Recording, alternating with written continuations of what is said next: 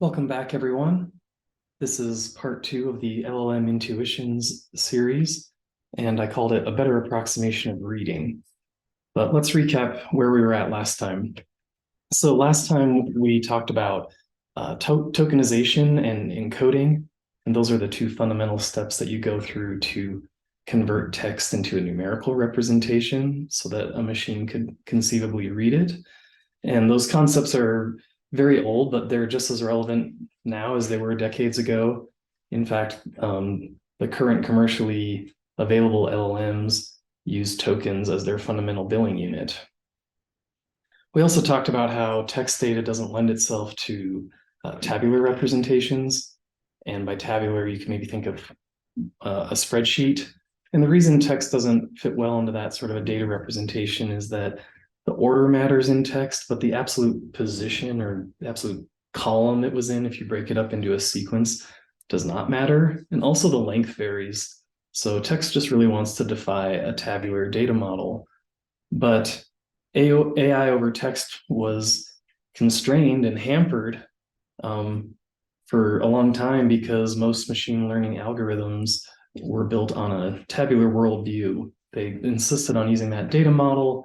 And so we were forced to convert text data into a tabular compliant representation. And that's where we got algorithms like bag of words classifiers, which completely ignored order.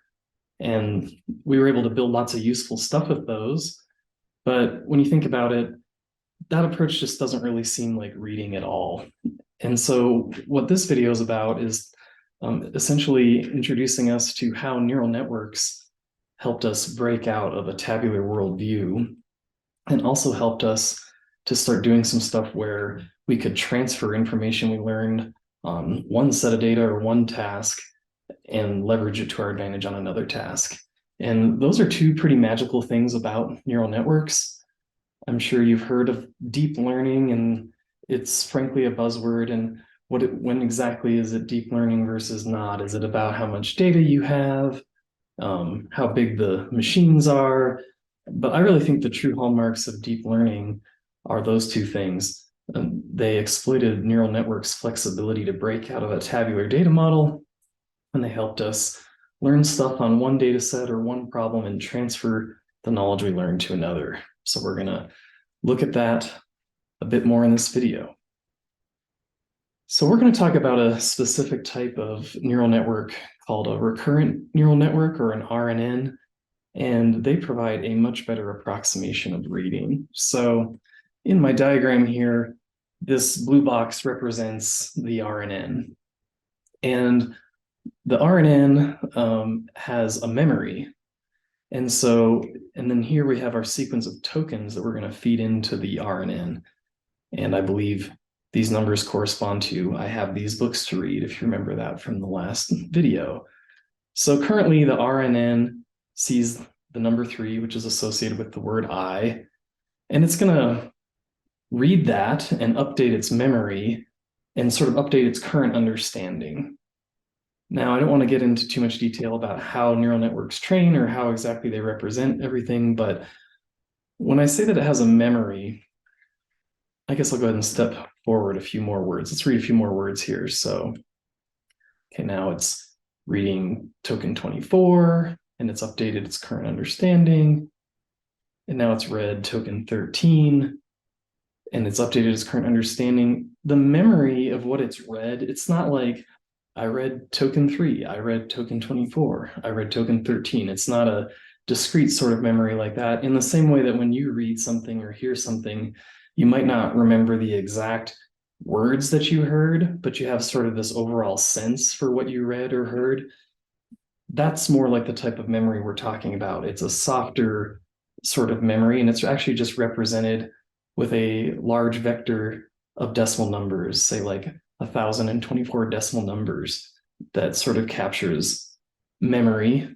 And also the current understanding of the RNN, like its summary of what it's read so far, is also represented in a similar way.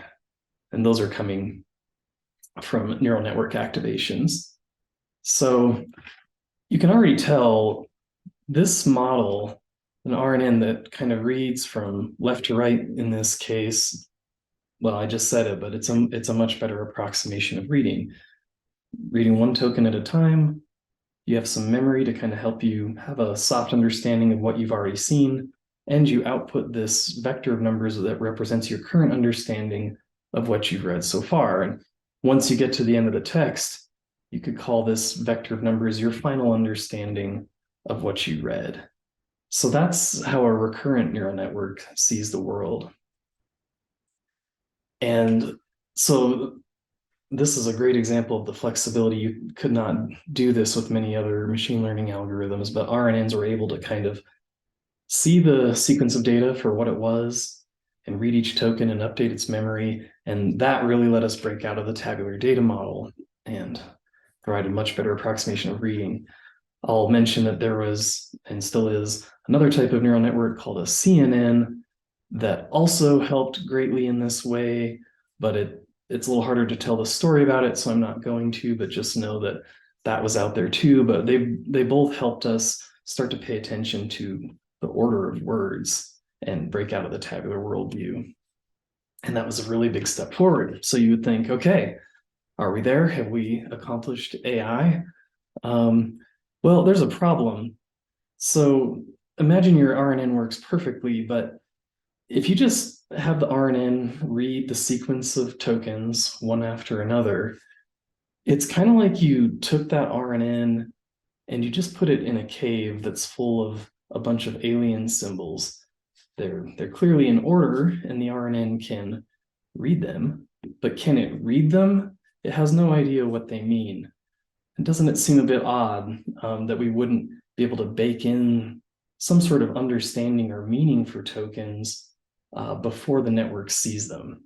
So that's kind of the next problem here. I'll just say as an aside that an RNN, when it's training, can sort of learn the meaning of tokens if you give it enough data. But when it first starts training, if you haven't done what I'm about to talk about, it is just like this. It is just like it walked into a cave and is just seeing a bunch of foreign symbols that it has no idea what they mean. So that was another problem that researchers sought out to solve. They wanted to figure out ways to kind of tell the model what do tokens mean. So maybe here's another example. So let's say we did tokenization and we've done encoding, and we have a token for queen and a token for king, and we assign them the integer values 257 and 311 respectively. But the machine just sees those numbers, 257 and 311. It has no deeper understanding of their meaning. They're just symbols. It may be able to learn something, but it's starting from scratch, which just doesn't seem right.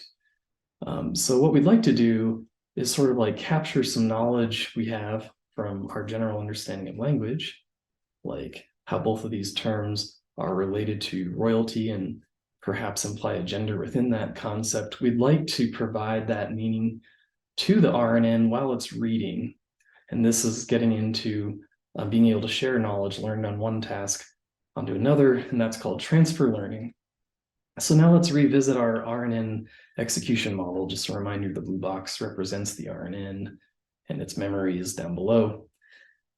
What we would like to achieve is, instead of just reading the symbols for I have these books to read, we would like to include some meaning for each one of those. So you can see I've wrapped each token identifier inside this meaning function. That's what I'd like, is to take it, get some meaning for that thing, and then let the RNN read that so that it can be smarter, faster.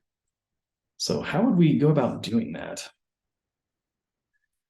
Well, I'm going to endeavor to cover a fairly complex idea and algorithm in one slide that's just all text here, but algorithms were invented for this, and one of the most important and famous ones came out in about 2013, and it was primarily released by Google, and it was called Word2Vec, and it created something called word embeddings. So here's kind of how it worked.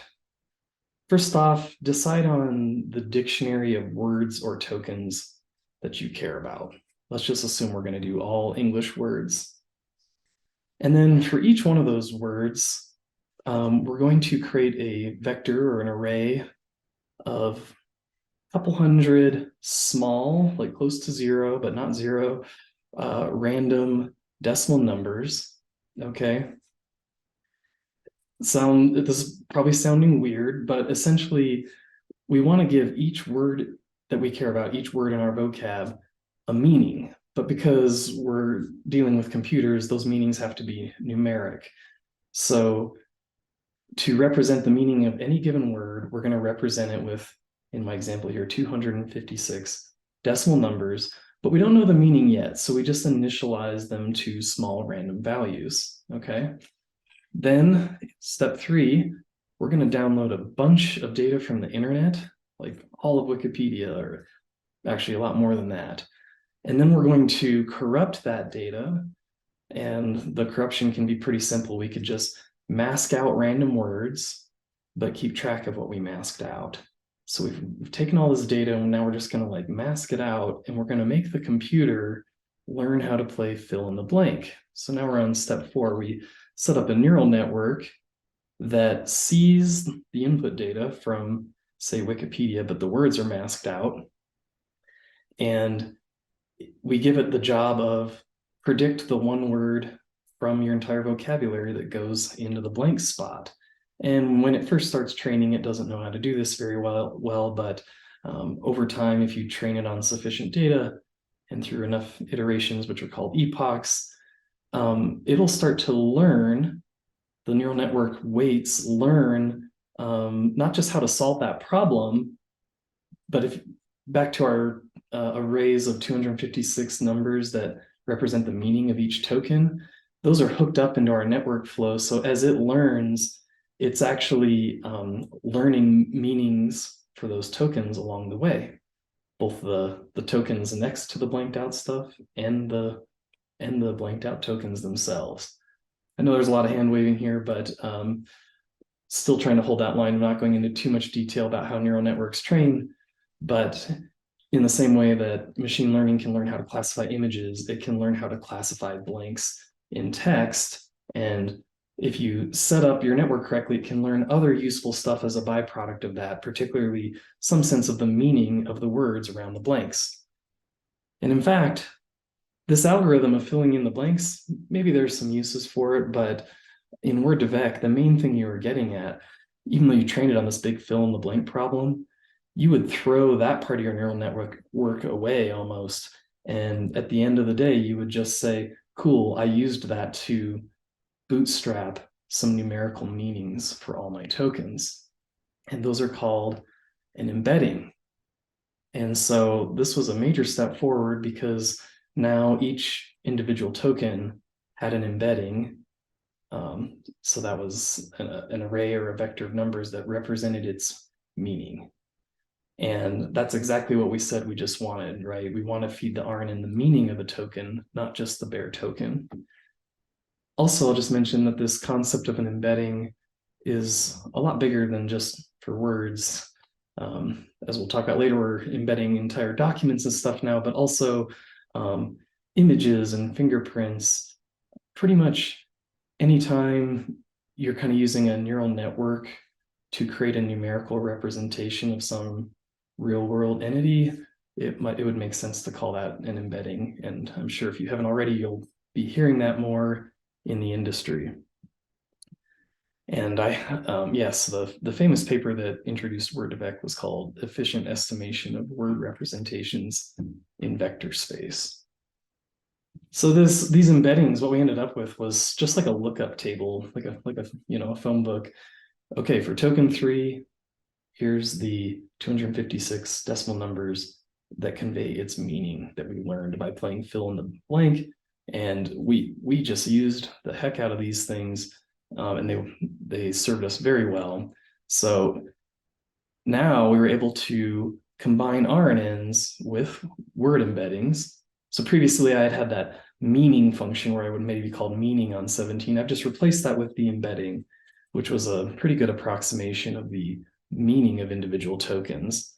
And so now, if we take RNNs and word embeddings, we could kind of describe that as we are sequentially reading words that we know the meaning of and remembering what we just read. So boom, I mean, that just sounds like we're there. And I'll say that this was and still is a very powerful combination, and it led to many leaps in the state of the art. This probably puts us roughly in the 2013 to 2016 timeframe. So there's a lot more stuff coming, but hopefully this gives you a sense for sort of how neural networks gave us a much better approximation of reading than we had previously.